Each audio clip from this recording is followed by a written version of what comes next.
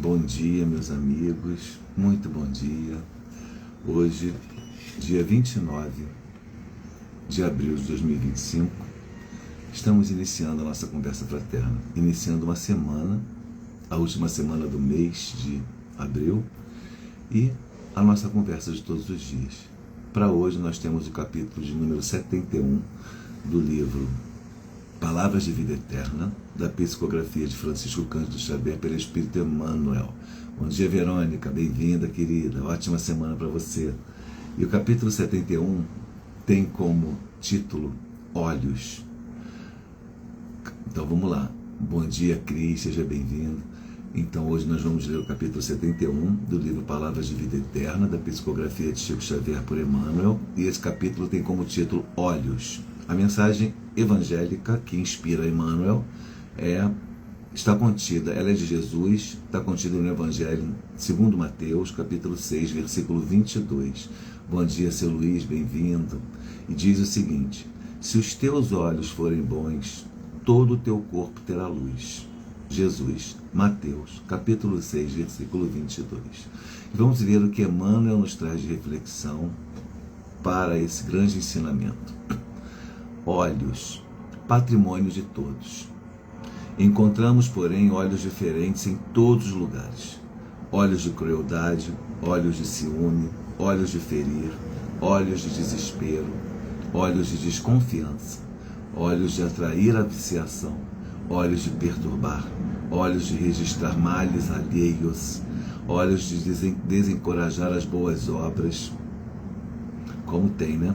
Olhos de frieza, olhos de irritação. Se aspiras, no entanto, a enobrecer os recursos da visão, ama e ajuda, aprende e perdoa sempre, e guardarás contigo os olhos bons, a que se referia o Cristo de Deus, instalando no próprio Espírito a grande compreensão suscetível de impulsionar-te a glória eterna. Olha que interessante, pessoal. Uma mensagem curta, objetiva, que faz toda a diferença na vida da gente. Bom dia, Ana Paula, bom dia a todos que estão entrando aí, Verônica. Porque percebam comigo, Jesus, lá no Evangelho de Mateus, já nos dá aquele alerta. Se teus olhos forem bons, todo o teu corpo terá luz. E Emmanuel, quando faz a sua dissertação sobre o tema, ele justamente nos alerta para nós controlarmos, contermos, observarmos os maus olhos, que é o que nós acabamos tendo muitas vezes, sem perceber. É o vício de falar mal do outro, é a invigilância de sentir inveja. A pessoa tem alguma coisa. O que é inveja? Estava conversando ontem com uma amiga e ela me disse uma definição, uma explicação que Karnal deu, maravilhosa, sobre a inveja. A inveja é um sentimento que você tem de despeito daquilo que o outro tem, porque você quer ter também. Então você sente inveja porque você não tem aquilo que é do outro. Você não sabe nem se aquilo que é do outro é melhor, é bom, ou por que você não quer buscar também ter aquilo. Você sente uma dor, tem uma dor, uma mágoa dentro de você em razão do outro possuir. Isso é muito ruim. Bom dia, Ana, bom dia, Ana Paula, bom dia, Ana Maria, seu José Reginaldo, bem-vindo todos. Então é muito importante a gente olhar para essa mensagem que Jesus nos dá, falando para nós observarmos os nossos olhos, porque se eles forem bons, teu corpo terá luz. Por quê? Porque se eu tiver olhos de amor para o outro, eu vou receber amor, eu vou expressar amor, eu vou reverberar o amor. Se eu tiver olhos de compaixão, se eu tiver olhos de compreensão, se eu tiver olhos de indulgência, todos esses sentimentos, essas virtudes que são tão importantes, estarão realmente saindo de mim. Os meus olhos são... Vamos lá. Palavra, frase de efeito. Os olhos são o reflexo da alma. Então tudo aquilo que eu vejo está relacionado muito mais a mim do que a você. Então eu vejo algo na Verônica que eu considere equivocado, eu estou fazendo uma análise, uma interpretação, uma compreensão daquilo que está em mim.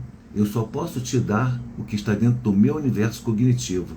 Se está no meu universo cognitivo, eu consigo entender o que é isso aqui. Pergunta para uma pessoa, Valéria, pergunta para Vera o que é isso aqui.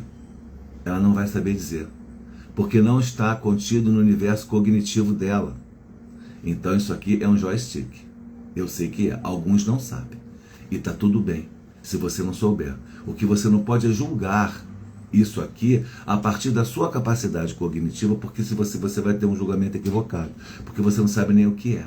Então, se eu tenho maus olhos, eu olho para isso e faço uma interpretação que eu queira. Se eu tenho bons olhos, eu vou ter a humildade de reconhecer que eu não sei o que é aquilo e, portanto, eu não posso criar uma opinião, formar uma opinião sobre algo que eu desconheço. E com isso eu evito os preconceitos, eu evito os equívocos, as confusões, evito os mal entendidos que acontecem no dia a dia nas nossas relações, porque eu tive a responsabilidade de não dar uma opinião sobre aquilo que está fora do meu alcance de capacidade de compreensão. Então você percebe que Jesus era incrivelmente reacionário nesse aspecto de colocar você para começar a pensar em você mesmo. Porque o homem, geralmente a gente não pensa em nós, a gente pensa no outro. A gente vê aquela situação que a gente discorda e a gente critica, a gente não quer saber, a gente quer fazer um julgamento, a gente quer dar uma opinião e geralmente se considerando superior àquela situação. E aí vem Jesus lá atrás. Deixa eu falar aqui, Ana Maria, bom dia, Dona Ana, bom dia, Felipe, Valéria, Carla, todos vocês que entraram. Vem Jesus lá atrás há 2000 anos e fala, se teus olhos forem bons, todo o teu corpo terá luz. Porque o que você vai reverberar, o que é ser bom? O que é ter os olhos bons? É ter um olho sem preconceito, um olhar. Porque quando ele fala olhos, é claro que ele está usando uma figura de linguagem para poder expressar o que ele quer falar na subjetividade. O que é ter olhos bons? Não é ter olho que enxerga. Todos nós temos. São os sentimentos, as emoções, aquilo que você coloca para fora a partir da sua relação com a vida, com o mundo. Então eu estou caminhando na direção do metrô. Eu vou entrar no metrô e de repente o metrô, 8 horas da manhã, está lotado e uma pessoa passa por mim e pisa no meu pé. Eu vou olhar para ela. A qualidade do meu olhar, ou seja, o sentimento que eu vou colocar ali naquele embate que aconteceu repentinamente, vai definir os próximos passos da nossa relação. Que não precisa ter problema, contanto que eu e essa pessoa saibamos lidar com essa situação. Então eu olho para ela e posso olhar e dizer, pô, você não me viu não, pô? Tá. Ou eu posso olhar e falar, tudo bem, porque a pessoa não é minha inimiga, ela me viu. Ou então ela até me viu, mas ela não conseguiu conter aquele impulso naquele momento e não foi intencional, ela não quis me ferir. Foi um acidente. E aí você desculpa. Mas se você não encarar aquilo como um acidente natural, que não é pessoal, não levar, porque a gente tem um hábito também de levar tudo para o lado pessoal. Se eu não levar, aquele embate não vira um conflito. Simplesmente vai cada um seguir o seu ponto e eu vou reverberar o que? Luz. Por quê? Porque eu não fiz confusão, eu não arrumei uma intriga, eu não arrumei um problema que eu não sei nem se a pessoa de repente está atrasada, se ela já deve estar sendo perseguida pelo chefe, já foi ameaçada, que se não chegar no horário ela vai ser demitida. Milhões de coisas podem acontecer. Pode ter saído de casa também atrasada porque teve um problema familiar, ou então está indo atrasada, esbaforida para resolver um problema grave e você acha que a pessoa esbarrou em você porque você é o centro do mundo, então ela fez aquilo para te ofender, para te irritar, para te agredir. Cara, cai na real. A vida não gira, o mundo não gira em torno do nosso umbigo. Quando a gente entende isso, a gente começa a simplificar as relações, as coisas que acontecem. Bom dia, Carla, bom dia, Cris. Então, eu achei interessante nessa explicação que Emmanuel dá sobre essa passagem evangélica, porque percebam uma coisa, vou ler rapidamente aqui. Ele fala, olhos são o patrimônio de todos. Já começa aí a dar importância necessária ao seu olhar para o mundo. E ele fala, encontramos, porém, olhos diferentes em todos os lugares. Aí ele começa a falar aquilo que a gente tem que combater. Olhos de malícia, olhos de crueldade, olhos de ciúme, olhos de ferir, olhos de desespero, olhos de desconfiança, de atrair a viciação, olhos de perturbar, olhos de registrar mais. Você quer saber de uma coisa? Eu cheguei a um ponto na minha vida que eu não faço mais questão de ter razão, quero ter paz. Mas assim, se eu não tiver alguma coisa edificante para te falar, eu calo a minha boca. Porque senão eu perturbo a pessoa. Olhos de desconfiança. Por que você olha para uma pessoa, para o marido, para a esposa, para um amigo, e você tem um olhar de que aquilo ali pode estar acontecendo alguma coisa, que você está sendo ameaçado? Por que você sente desconfiança numa relação? Porque você sente centro das atenções.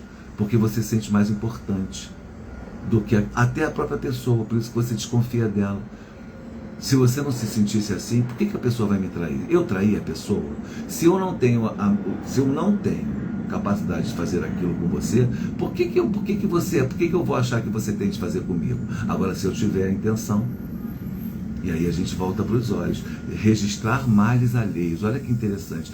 Quando você registra os males, as falhas que o outro tem, os equívocos que aconteceram. Nós tivemos um problema no grupo e as pessoas erraram algumas pessoas, e isso culminou num conflito. Se eu ficar valorizando o que aconteceu de ruim, eu estou botando holofote no mal. Eu tenho que simplesmente ignorar o mal e partir para a solução do problema de uma maneira positiva, de uma maneira humilde, de uma maneira compreensiva, entendendo que todos nós podemos falhar. Fulano falhou, errou feio, mas eu te dou esse direito de errar, porque você não é perfeito, sabe? Olhos de desencorajar as boas obras. Às vezes a pessoa tem uma finalidade, tem uma intenção, até pode ser uma coisa perigosa, uma coisa arrojada, uma coisa que possa dar... Você vai e desencoraja. Não desencoraje as pessoas de fazerem coisas boas.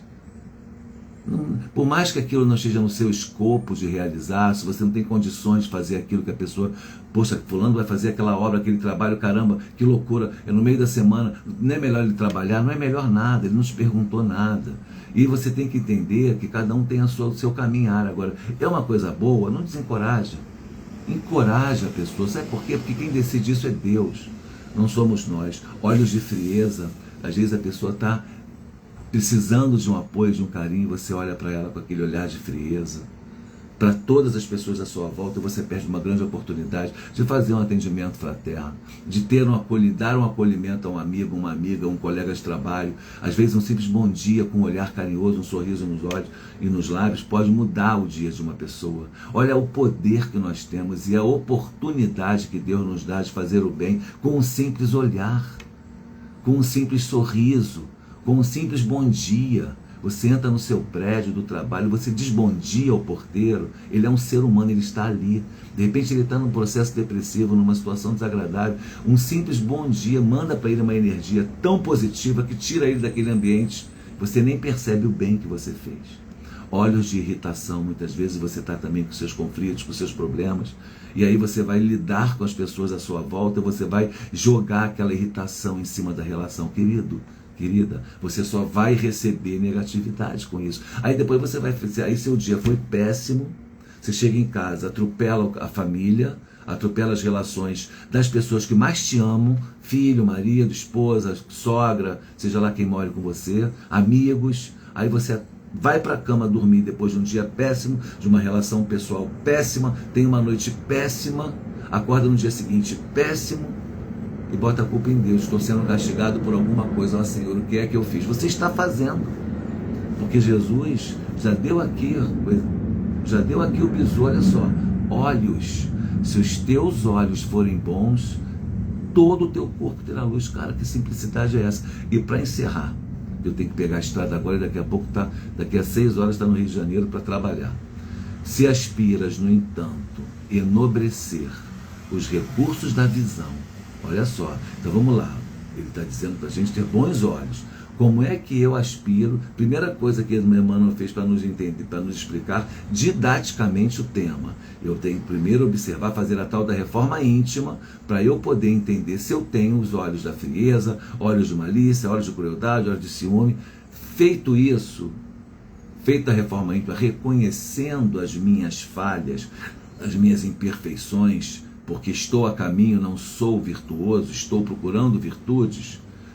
Feito isso, que é dificílimo, então eu agora quero aspirar o enobrecimento dos recursos da minha visão. Aí ele diz: se aspiras, no entanto, a enobrecer os recursos da visão, ama. Olha como é simples. Ama e ajuda. Aprende e perdoa sempre. Olha o sempre depois. Aprende e perdoa sempre. Até a mesma pessoa que errou com você. Por quê? Porque você precisa fazer só criar critérios daquilo que é negociável. É lógico, se a pessoa te agride, se a pessoa te ofende, claro que você não tem que ficar se sujeitando a isso. Não é isso. Tem critério. Você não pode ir além daquilo que você tem capacidade de entender como percepção de que dá para resolver. Então, mais uma vez, dito isso, se aspiras, no entanto, a enobrecer os recursos da visão, ama e ajuda. Aprende e perdoa sempre. E guardarás contigo os bons olhos, a que se referia ao Cristo de Deus, instalando no próprio Espírito, em mim mesmo, a grande compreensão suscetível de me impulsionar à glória eterna, a glória da eterna luz. Porque aí eu vou ter em mim a luz divina, reverberando nas minhas boas ações. Não dá para você ser um terreno lodoso, infértil, oh meu Deus, como é o termo? Esqueci agora. Insalubre e querer que ali você vá reverberar coisas boas quando só tem podridão. Eu preciso limpar a minha alma, limpar o meu ser, limpar o meu pensamento, buscar os recursos das virtudes, dos bons valores, para tê-los em mim e assim poder expressá-los pela vida. E ter bons olhos significa não ter olhos de preconceito, não olhar aquilo tudo à sua volta que está acontecendo como algo que quer te atingir, e sim como circunstâncias da vida que te permitirão caminhar adiante.